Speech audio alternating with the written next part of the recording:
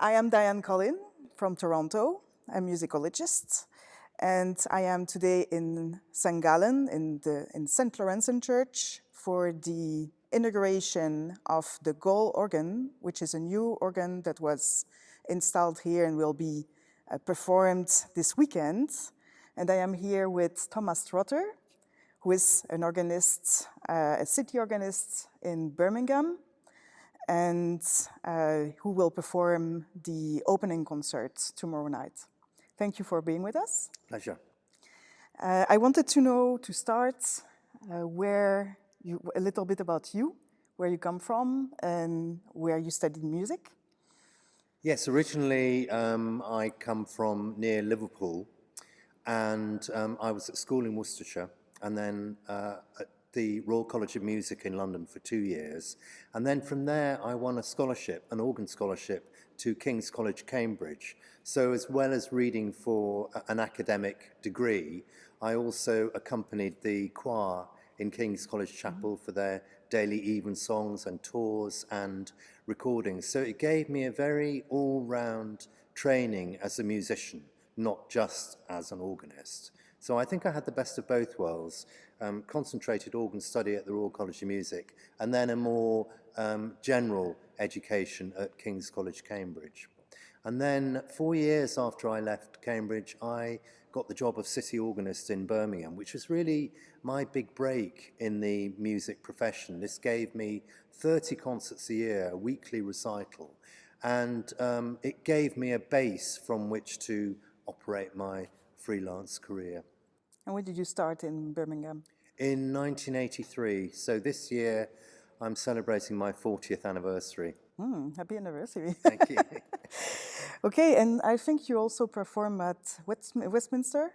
Yes, I am organist at St. Margaret's, which is part of Westminster Abbey. It's the little church on the side of the Abbey, although it's not actually that small, but compared to the Abbey, it looks rather small. And I've also been there, playing there since really 1981, but this is not a full-time position, and I'm not the director of music. I literally only just play the organ. We have a director of music who is really responsible for the music at the church. But I live nearer to London, so that's my London base, as it were. Mm-hmm. So you play with multiple orchestras and as a solo organist everywhere in the world, basically? Yes. America, the Far East, Australia, New Zealand, and a lot in Europe. I enjoy coming to Europe because there's no problem with jet lag or time change and always the organs are of a very high standard. Mm-hmm. So I enjoy coming to Europe most of all. So how do you adapt to the specifics of an organ when you never played it before? Well, you make sure that you receive as much paper information about the instrument so that you can plan your program. Mm. If you're playing on a 19th century Cavaillé-Coll organ, obviously you might want to play some French music. If you're playing on a 19th century German music, for example, Merseburg Cathedral, you might want to play German or Liszt, Franz Liszt music. So you have to tailor your choice of music to the specification that you have in front of you.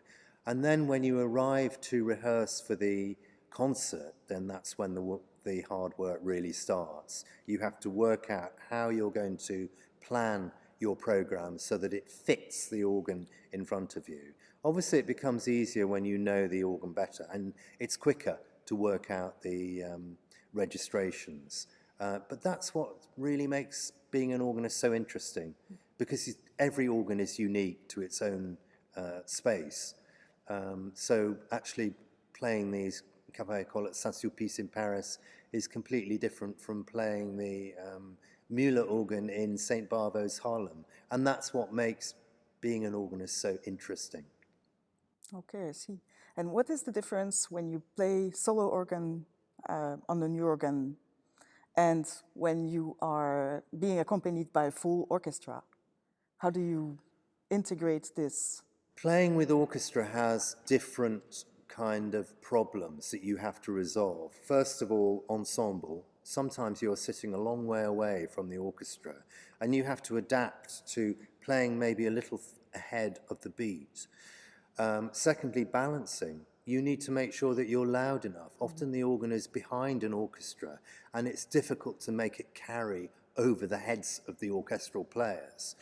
So it's balance and ensemble, really, and also being able to see the conductor. Sometimes you have to look in a little mirror.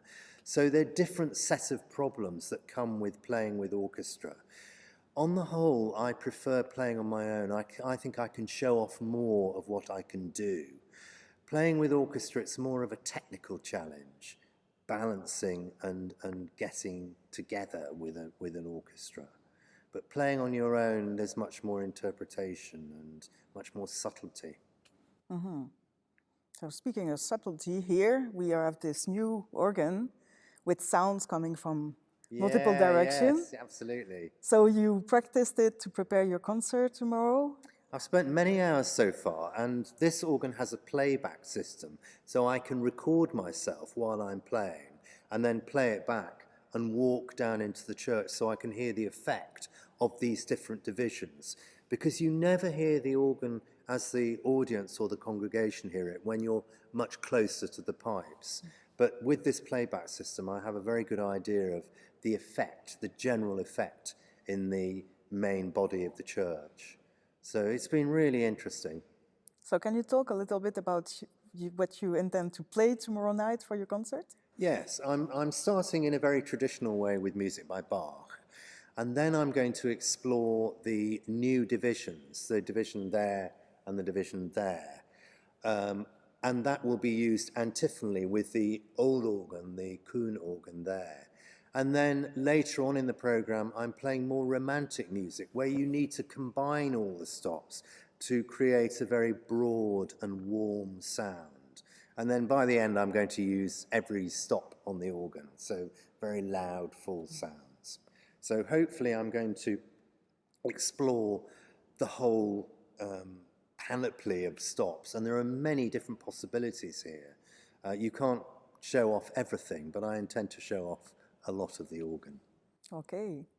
So thank you very much for this introduction to your concert, and I'm looking forward to hearing you tomorrow night. Great, thank you very much. Thank you.